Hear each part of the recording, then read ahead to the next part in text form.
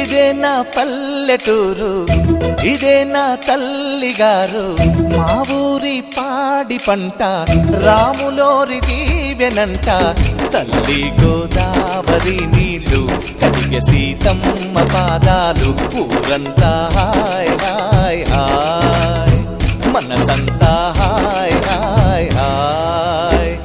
ఇదే నా పల్లెటూరు, ఇదే నా తల్లిగారు. మా ఊరి పాడి పంట రాములోరి దీవెనంట.